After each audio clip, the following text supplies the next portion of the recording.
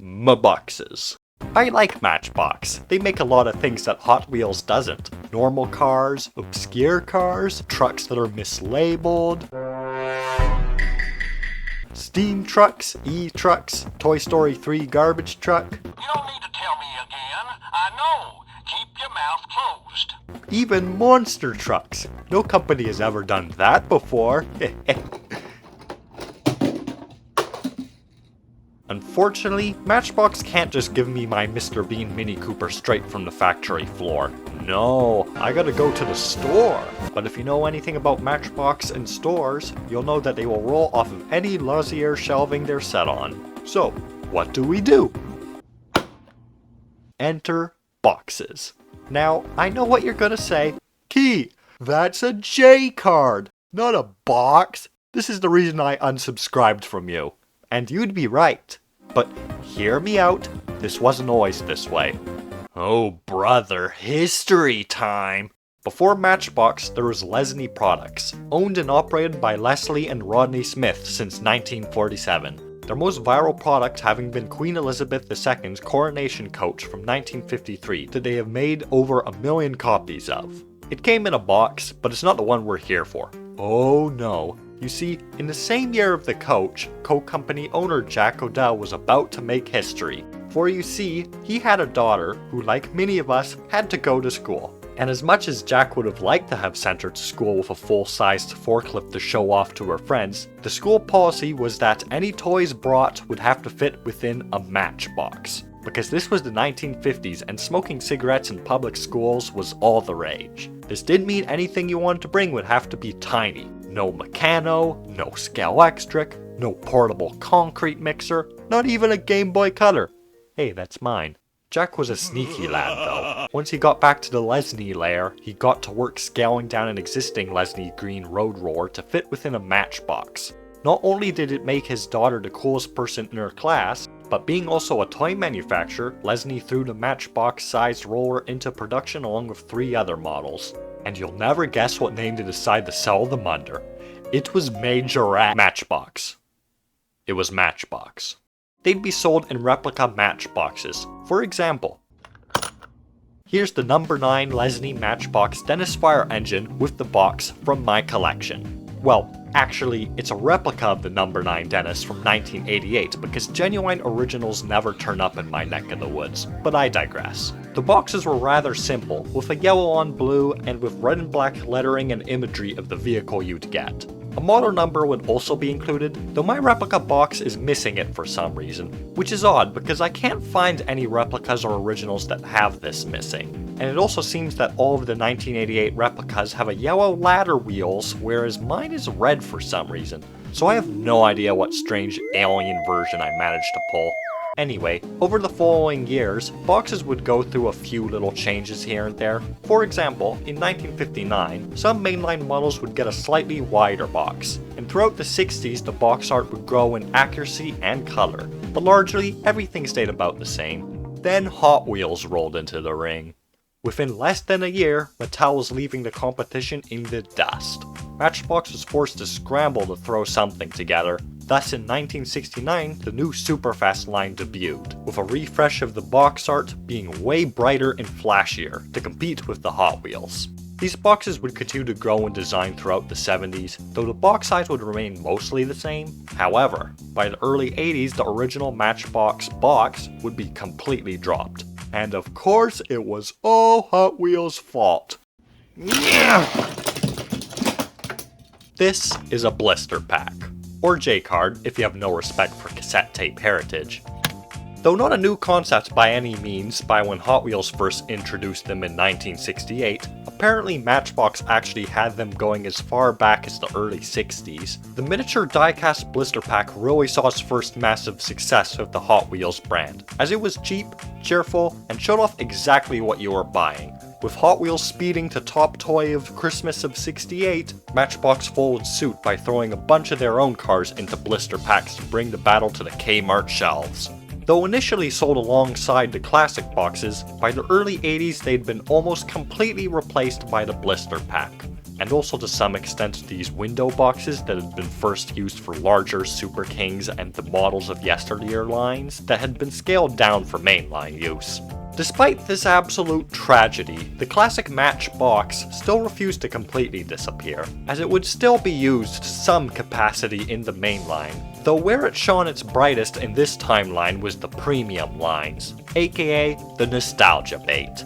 Most often, this would be reboots of the original series, you know, this thing again, as well as low production one-offs, like collectors' convention pieces, as well as the world-class line, in which it's just a black box with a Geo logo or something slapped onto it. Also, the Premier collection existed in the same realm of box design.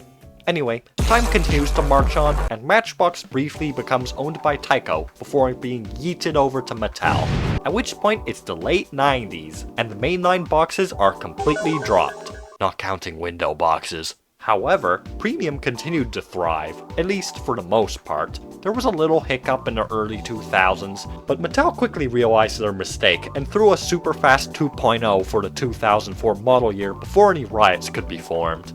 It did include a PT Cruiser.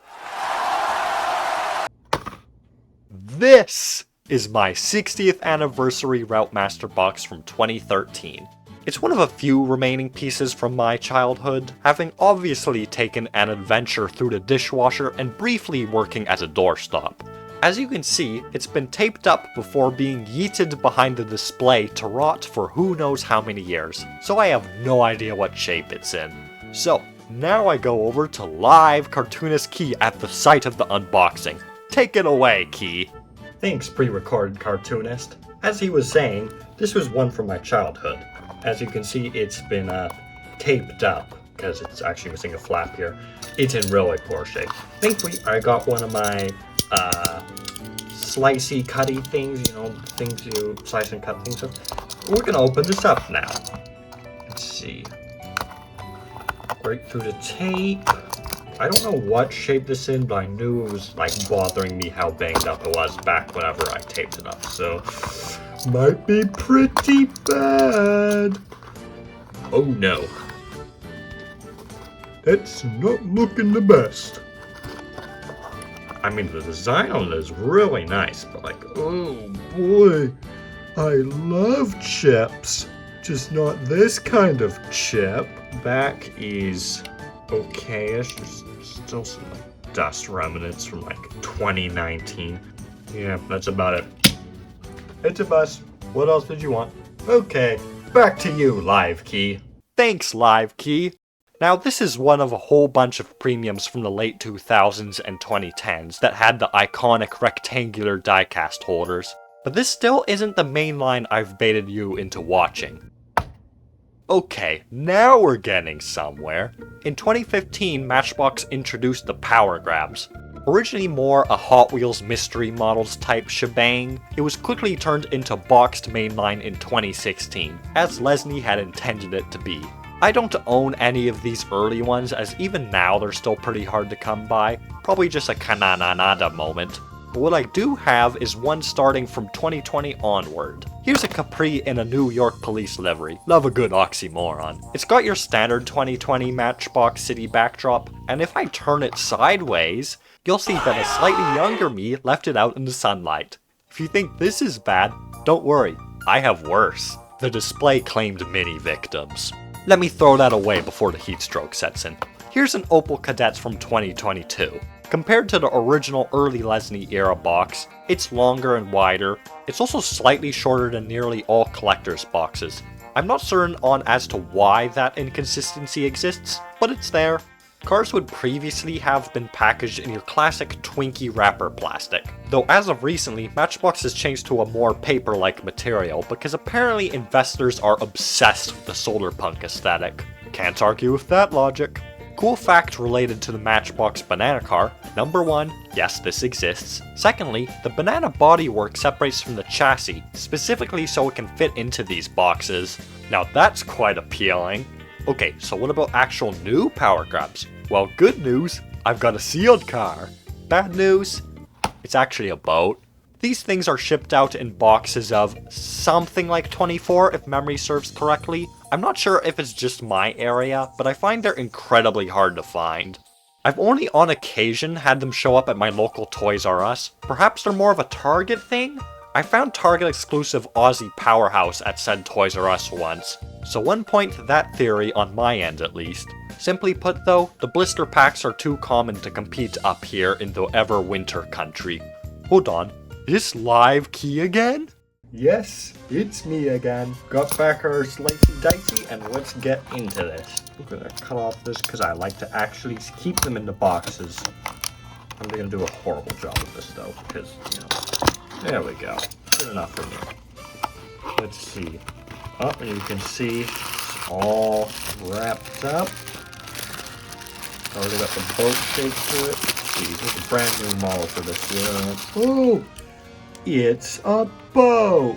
Who'd have thunk it? But yeah, it's a boat. Probably does boat things. It be boat. It doesn't float. And that's all I got for mainline. So, how about modern premium? 5 years old and lies to turtles. They actually make these look sort of like the old boxes, but now they've got a cool blueprint style image on the top. I rather like this. Nothing too special to note though, other than that I find them having new cars on these retro style boxes incredibly funny. It just feels so out of place somehow. Oh, what's this doing here? Okay, that's all I got for today. At 100k subscribers, I'm buying the original Blendtec blender and blending this very legit Nintendo Switch, along with some other hand-chosen physical objects. So subscribe if that piques your curiosity. Thank you a ton for watching. Be kind to retail employees. Psst,